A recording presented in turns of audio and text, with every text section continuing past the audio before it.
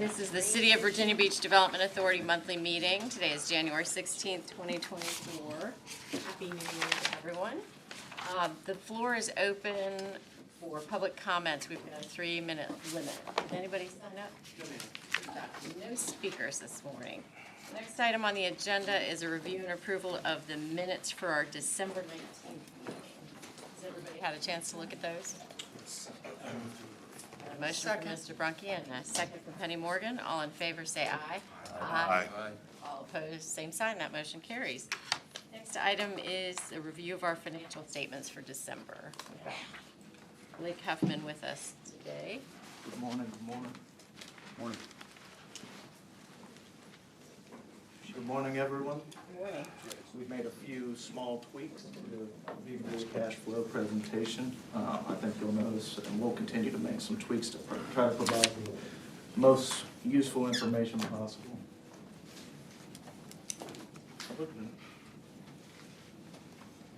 Okay, starting out, we started off with operating cash at $4.1 million. We received industrial revenue bond fees from Westminster Canterbury for $530,000, as well as $24,000 from LifeNet Health, and a bit of interest income as well. This will ultimately be the change in cash for the month. Cash disbursements, we have $1.5 million in Innovation Park Phase 2 infrastructure, which had not been reimbursed by the city as of December 31st, but I've added it in there as a reconciling item. $176,000 corporate landing business park on utility construction to Steve Breezy Enterprises. $15,713 Innovation Pump Park Station redesign to Kimley Horn. $13,000 corporate landing business park, Kimley Horn project closeout. $13,000 the Atlantic Park reconciliation of the parking budget, and $14,632 monthly recurring charge for conduit management. A few more here. We have $7,000 at the Lachelle Place build out to HBA architecture and interior design. $6,743 independent audit fees, which should be the final billing from Cherry Becker.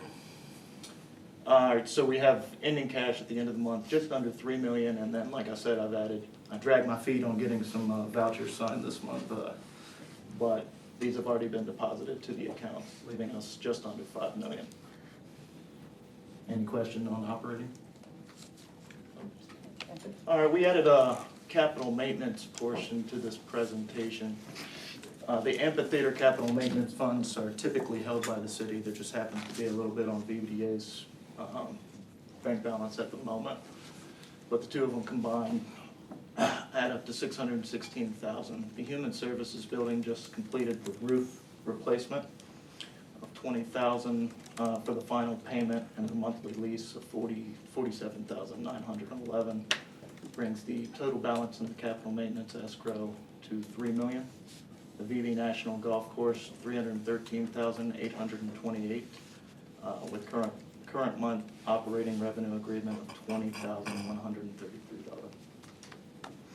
The incentive and initiative account summary, we're going to break this out a little bit going forward, but as of now, we'll show it as we always have. $2.8 million in beginning cash. Typically no cash receipts to these funds during these months of the year.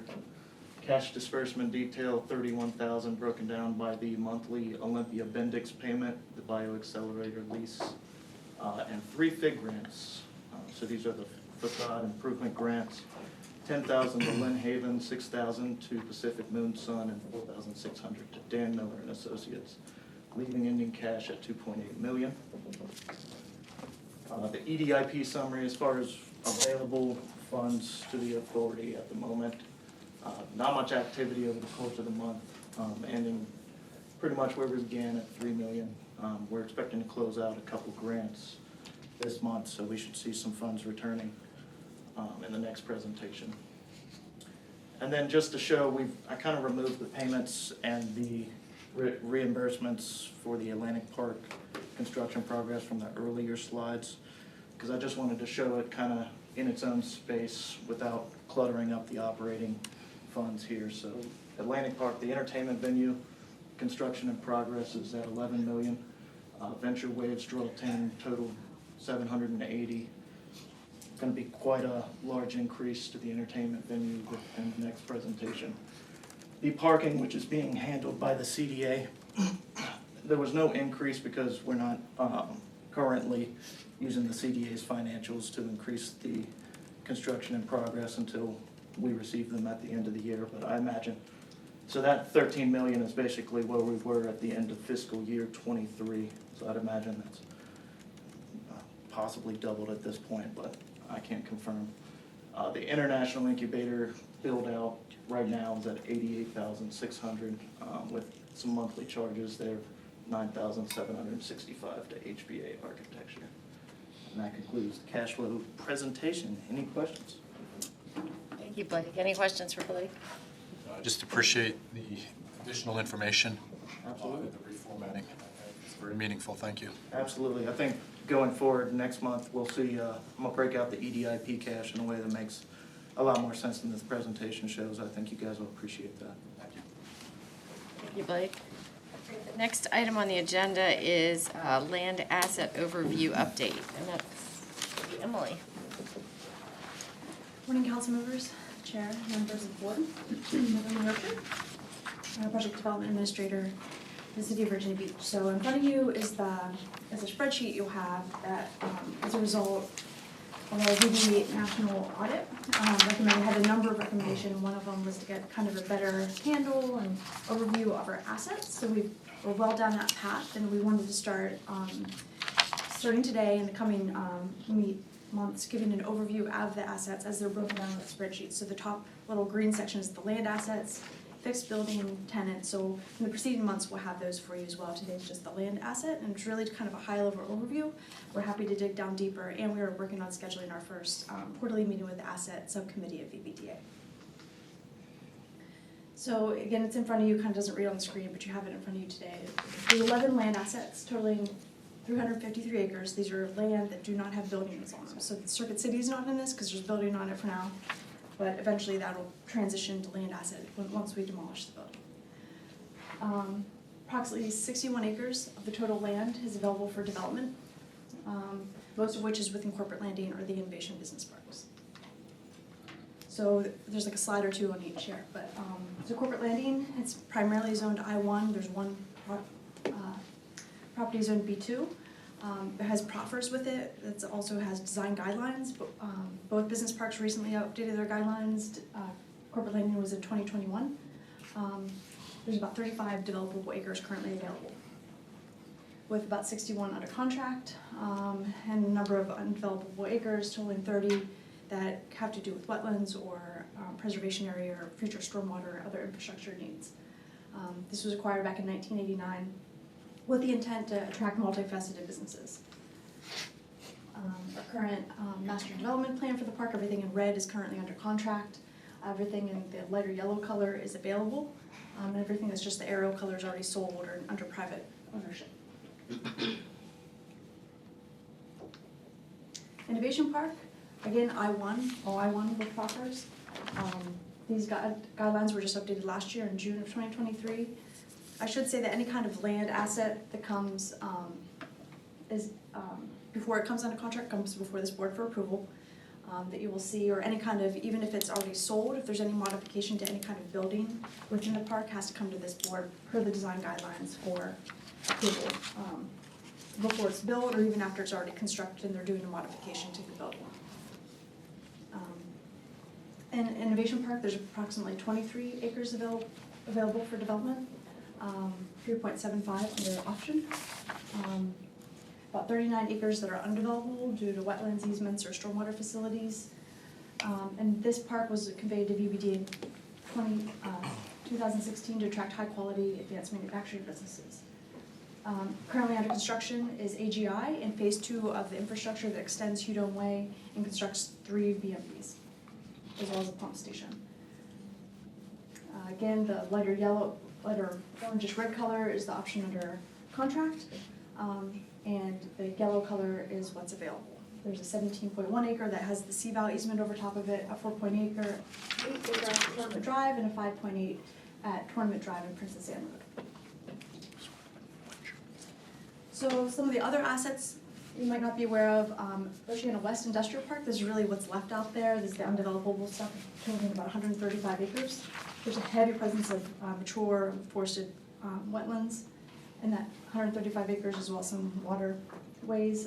This was acquired in 1972, and it's located next to Oceana and heavily restricted with maybe easements, APC2, and over 75 noise zone.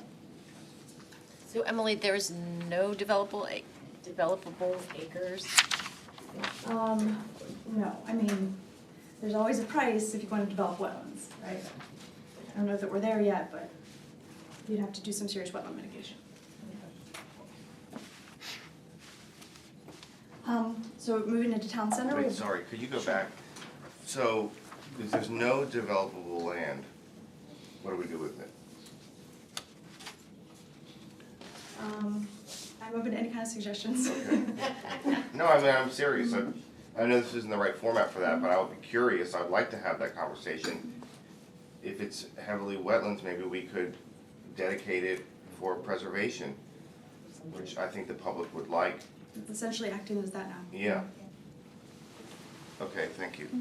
Well, Emily makes a good point. I don't know if these are isolated or not, but after Sackett, some of those, I mean, like you said, for a price, you could potentially mitigate some of that and develop, if there's a piece or two next to London Bridge Road, maybe, that might be, dry enough that it's developable, but it's worth looking into. I'd like to look into it, and if it's not developable, and it is wetlands, then I think we should dedicate it for the use that it's already serving, so that the people know that's what we're doing. Will do. So in town center, this is referred to as Block 2, but it's the Taco Bell at Independence and Virginia Beach Boulevard, just adjacent to that. It's currently 144 parking space surface lot. It was acquired in 2000 for the future expansion of town center. It's currently under option. Other town center land assets are the plazas, so the Fountain Plaza, it's the number 8 on the map, and the elevated plaza at between Cider's Dream Theater and Cantina Laredo, number 9 on the map. They total about a half acre. The former Dome site, so this is still on our land assets, but because we haven't accepted the built assets that are currently under construction, but eventually our transition to the built assets. But it's currently under construction, 3 blocks totaling 13 acres for a future 3,500 seat entertainment venue and 2 parking garages totaling 1,469 parking spaces. Everything, anticipated completion is 2025. Rudy Loop, there's a half-acre parcel, kind of a different color one around the yellowish green color in the middle of Rudy Loop that the Virginia Beach Development Authority owns. It was a former Oceanside Inn that was demolished in 2016. Some temporary park improvements were completed in 2019. Historic Kempsville, right at the corner of Princess Anne Road and Kempsville Road, there's a corner parcel outlined in red on the map. Totals about 0.75 acres. It was acquired in 2007 for the revitalization of historic Kempsville. Everything in yellow around that is city-owned property. So again, it's BBDA amongst the city land on that corner. Burton Station, there's a 2-acre parcel outlined in red. Again, the yellow around it is city-owned land. It was acquired in 2009 for economic development purposes. It's currently zoned RD5. Tolliver Road is the new extension kind of going up there. All of the land above that is the is currently Airport Authority and the crash zone.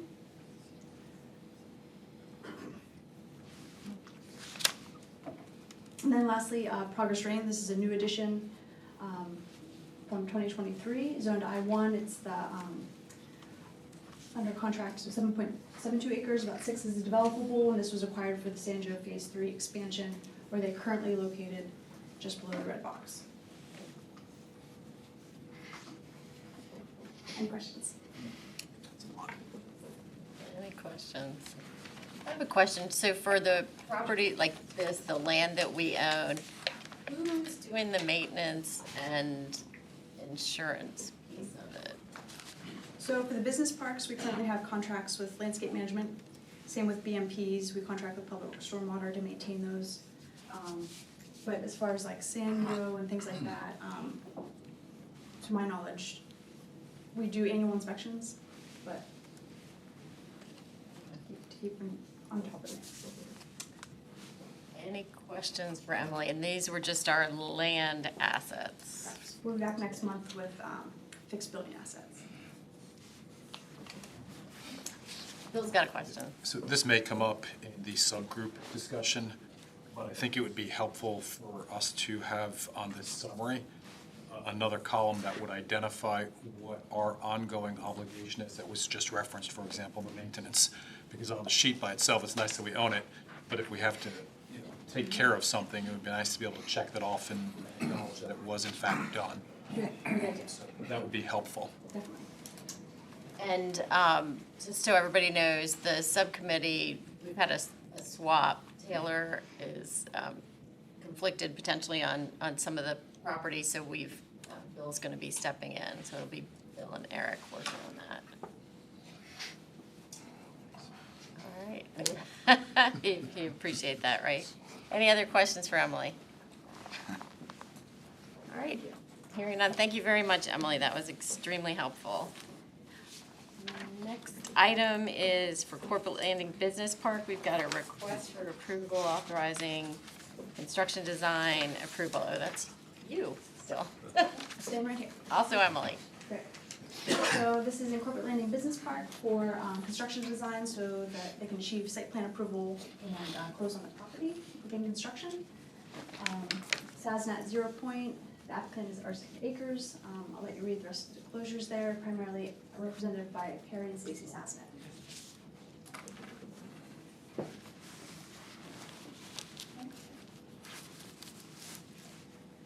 0 point was founded by veterans and continues to be managed and owned by former members of the U.S. military.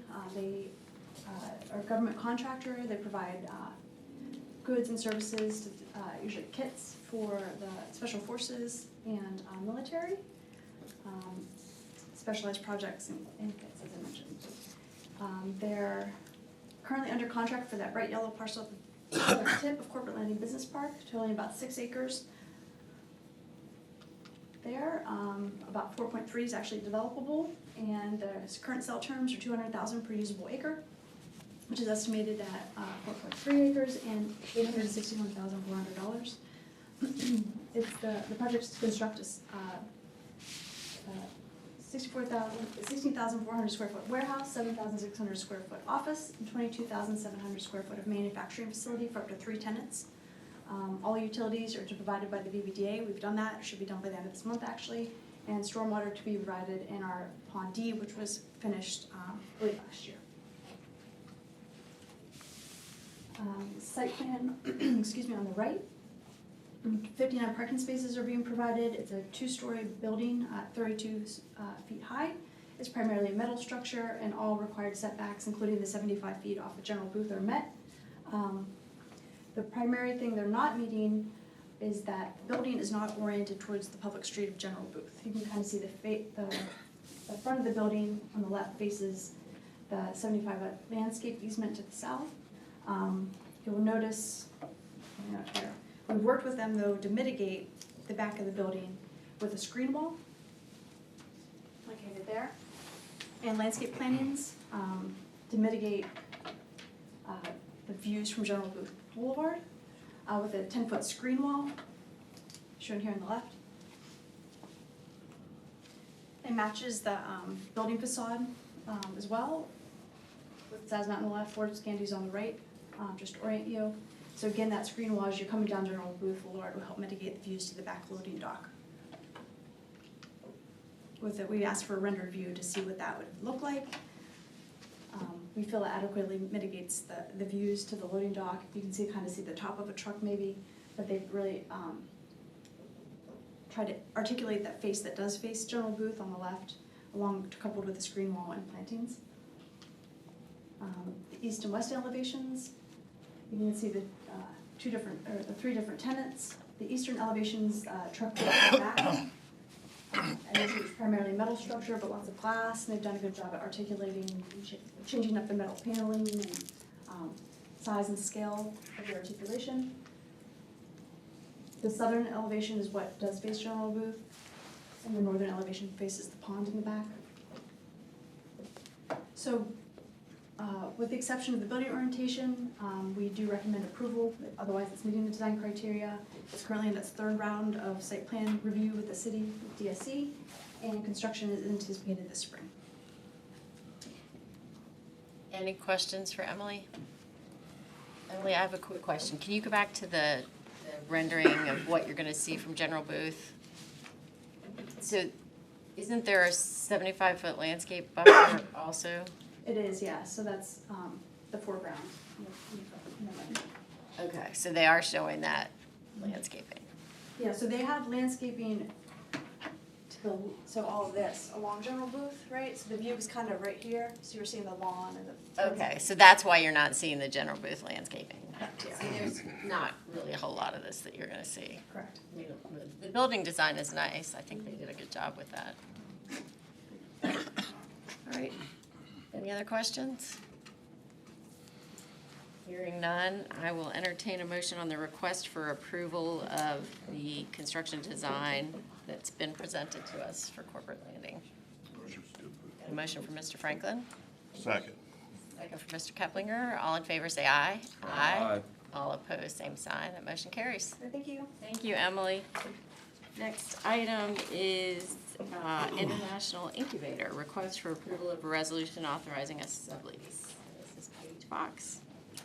Good morning, council members, Madam Chair, members of the authority, bringing you a recommendation for the International Incubator. So look at the disclosures. And a little bit about the company. So they develop AI systems for predictive maintenance of wind turbines, as well as recognizing cybersecurity attacks on wind farms. They're based in Cambridge, and they're connected with our partners at Innovate UK Edge, who we work closely with over there, and we actually connected with them on a marketing mission. For a recap about the International Incubator, so y'all approved the first tenant in September 2021 to Chorus Intelligence. The International Incubator is an incentive, it's a soft landing spot for international companies who are looking to kind of put the first boots on the ground and set up a small sales office before hopefully growing into full-fledged operations. For an update on the International Incubator, it's kind of hard to see on the screen, but originally we just had 4 offices in the incubator with a shared conference room. With the project development team moving to our side of the house on the office, those offices are vacated and we have plans to expand the International Incubator.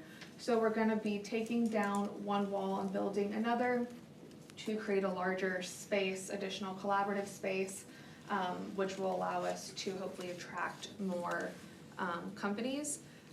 For an update on who's currently in there, so Chorus Intelligence, that first tenant just expanded out. We just did a ribbon cutting for their new offices in Town Center in November. So right now we have Carell Group, which is a UK offshore wind company. We have Kappa, which is a Korean association for auto part manufacturers. And then we have Actualtic, which is a Spanish IT company who is there virtually. So for SciLogic Technology, they would like to take a virtual tenant spot. They will be the second virtual tenant after Actualtic. The terms of the virtual tenant lease are based off of similar models with Gather, for example. It's still based on 2 years with access to the space when they're here working with clients.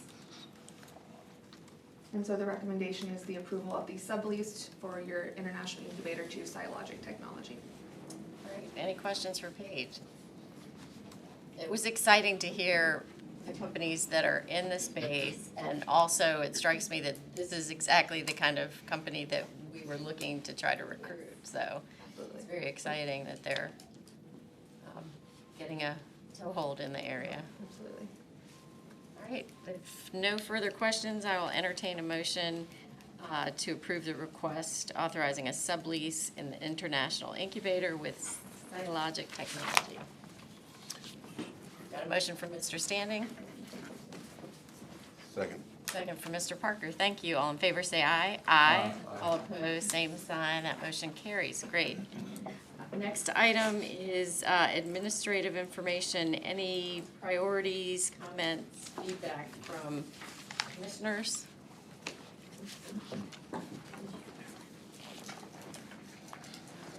Hearing none, seeing blank stares, I will move to our interim director's report. Well, good morning, everybody. Good morning, Councilman and members of the DDA. This is very brief this morning. I just wanted to note that today is the day that our Oceana RFP deadline.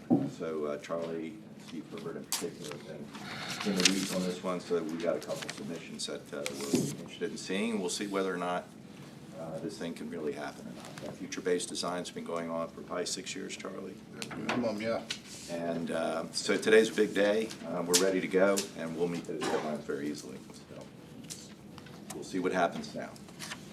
I do want to introduce a couple people to you all. One that you're already familiar with, and Josh Spicer has rejoined us. He spent a couple of semesters over in Bulgaria doing some work and studies over there. So it's great to have you back, Josh. And then Henry Cobb. Henry Cobb has joined us to work with ESON at the Hive. Started his career here in Virginia Beach. How many years? Way too many. 30. So it's great to have Henry back in Virginia Beach as well. So there's our two new additions. We do have another member that has recently joined GrowSmart, and I think we'll introduce them at the next meeting. And Emily? Yeah, and I just want to announce that also today is the kickoff of the Facade Improvement Grant Program for 2024. We're accepting applications starting today, first come, first serve, until funds are depleted. So they'll be posted on our website. There's a press release going out today, social media posts. So we hope maybe by March we can bring the first applications to you for approval. And on that, we're going to have a much more enhanced social media outlet for making people aware of this great program. But it is first come, first serve. It gets replenished every year. So it's really a very popular incentive that we do offer. So and we already have one individual that I know is probably going to be teed up as soon as she can get in. So and that's a relocation of a retail baker to longtime baker here in Virginia Beach. So I'm expecting to see that any day. So with that, unless you all have any questions, I'm going to keep my remarks very brief this morning. Okay, any questions about the FIG program? It's a great program. We had 3 grants come up. What is the total amount that we have available? Emily, is it $100,000.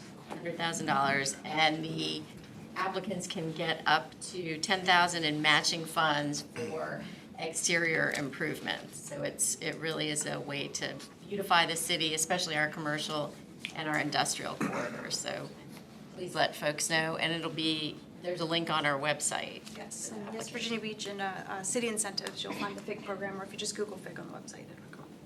Okay, and Elizabeth has reminded me of 2 things that I should have announced. Statement of economic interest, as you all know, each year about this time we get an email from the clerk's office and the state forms that have to be completed and returned by February 1st. You will continue to get emails reminding you that these are due. So it's good to start those now because we're down to the last couple of weeks here. I also need someone to volunteer to be our MEDAC liaison. MEDAC is the group, Military Economic Development Advisory Committee, yes. And we provide, or we liaise with the committee by sending a representative from the Development Authority to just be involved in their meetings and hear what's going on. It's not a voting position. I will let you guys think about it, and you can tell me who might be interested in doing that. When do they meet? Yeah. Elizabeth, do you know? Yes, I do. They meet every other month. There's a rotation. So the City of Virginia Beach, the Virginia Beach chapter, they have their monthly meeting, and then every other month is a joint meeting, and we rotate between Norfolk and Virginia Beach who hosts it. So for example, January was the Virginia Beach meeting, and then February there was a joint meeting, but let's say Norfolk hosted it, and then March would be Virginia Beach, and then April, Virginia Beach will host the joint, and so it's like that. And it's the fourth Monday of every month from 3 to 4:30 right here, right 525 Main Street. Think about it, David. I'm thinking, I'll let you know. All right, great. Anything else for the good of the group? All right, hearing nothing, the chair will entertain a motion to recess into a closed session pursuant to the exemptions from open meetings allowed by section 2.2-3711A Code of Virginia as amended for the following purposes.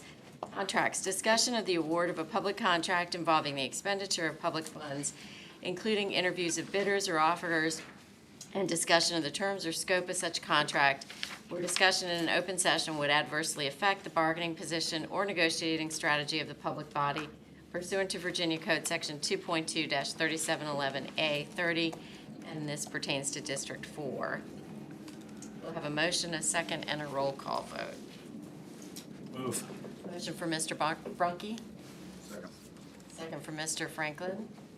William Brown, Yes. William Brunke, Yes. Taylor Franklin, Yes. Eric Keplinger, Yes. Penny Morgan, Yes. Lisa Murphy, Yes. Ronnie Parker, Yes. Mike Standing, Yes. David Weiner. Yes.